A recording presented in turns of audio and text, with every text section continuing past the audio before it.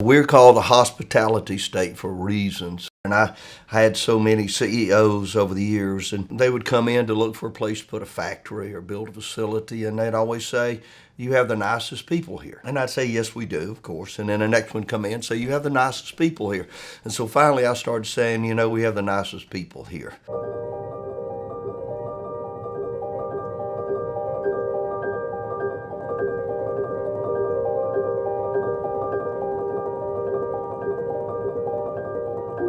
Infrastructure systems play a critical role in a state's economic prosperity and have the ability to hinder or help people's quality of life. Nestled in the deep south of the United States, Mississippi's infrastructure faces many challenges, from hurricanes to floods, from age to underfunding.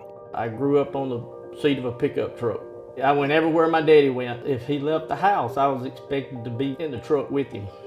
My name's Lonnie Fortner. I farm here in Claiborne County of Mississippi with my wife, Karen. We've been here in Claiborne County for 25 years now. We farm cotton, corn, soybeans, and peanuts as our main crop rotation. Our whole livelihood is based on those crops getting planted and getting harvested and us doing it as cheap as we possibly can.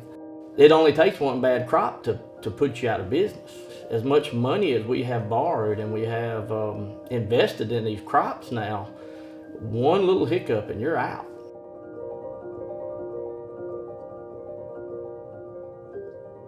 I'm State Representative Charles Busby from Pascagoula on the Mississippi Gulf Coast, and I was appointed chairman of the House Transportation Committee about 5 years ago.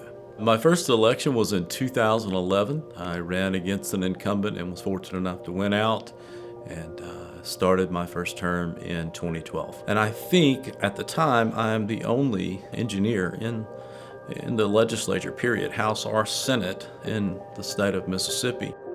All of the corn and the cotton both have to go east of Claiborne County to get to the final point of sale. We have so many different kind of little rivers and bayous and lakes and creeks. In Mississippi, it is unreal. We have over 5,000 plus bridges when we look at the whole system. And many of those bridges are in bad shape because of what's referred to as timber piling. And timber piling is the old way of building bridges. There had been an order to the Department of Transportation to close those bridges. It was time to make a tough but dramatic decision. I issued an executive order to the Department of Transportation. We'd close every one of those bridges that had been found substandard, that had been identified by the U.S. Department of Transportation as bridges that needed to be closed. You can only imagine the results of that. Our farmers, those in the timber industry, those in manufacturing, responded negatively, let's say, and had a lot of work to do. I had to bring those organizations in, the boards of supervisors, and explain to them we didn't have much of a choice. With the number of farmers that we have who have to move their products from the field, when we go in and post the bridge and downgrade the weights on that particular bridge, it means that farmer's going to have to go miles and miles around. The agriculture and forestry industries, made up of nearly 35,000 farms and spread across 10.5 million acres, are the main drivers of Mississippi's economy, employing 30% of workers and bringing in over $7 billion a year to the state's economy.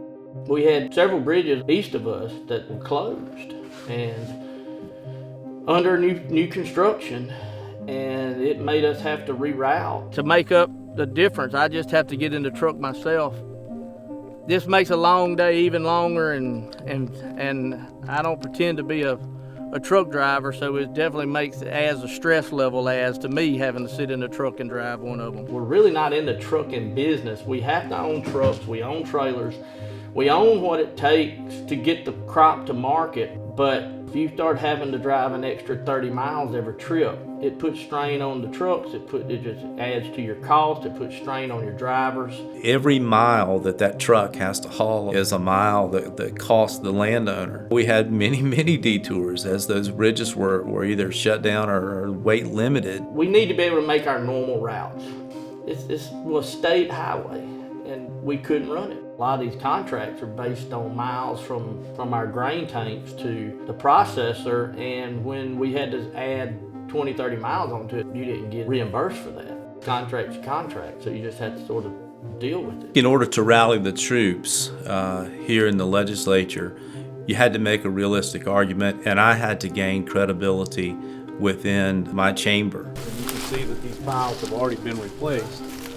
These others cut off, but the one over there in the corner still needs to be replaced. I could not live as governor knowing that a school bus might be crossing one of these bridges, knowing they were substandard, knowing that they should be closed, and seeing it collapse and take the lives of those children. Now this school bus has to go miles out of the way.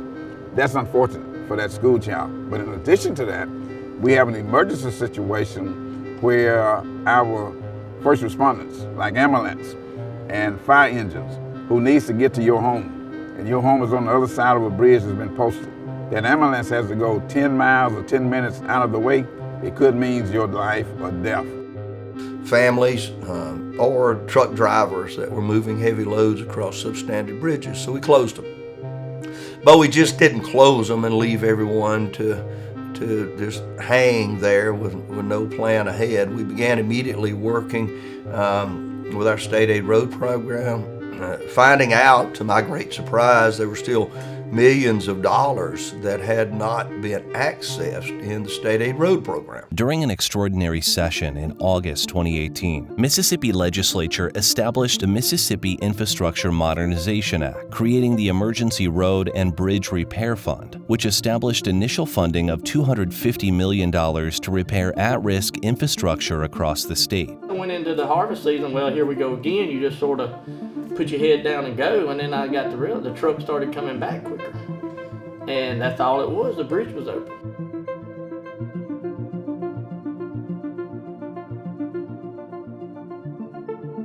The deck was poured in place, so it's much smoother and it's consistent. It's not prefabbed or preformed. Much nicer bridge. It's wider, so it can you're not coming in tight when you're passing another vehicle. This was part of the Emergency Road and Bridge Program. The project, I think, from that end all the way down with the other bridge was about $900,000. You know, infrastructure is always talked about in relationship to economic development. How do you get goods and services and products to market? But it's more than that. It is the lives of the motoring public. It's about safety. It's bringing the 22 million visitors that we had last year to the state of Mississippi. Tourists are not going to come to your state if they can't drive safely, if they can't have good roads and safe bridges. So everything depends on the lifeline that is our infrastructure systems.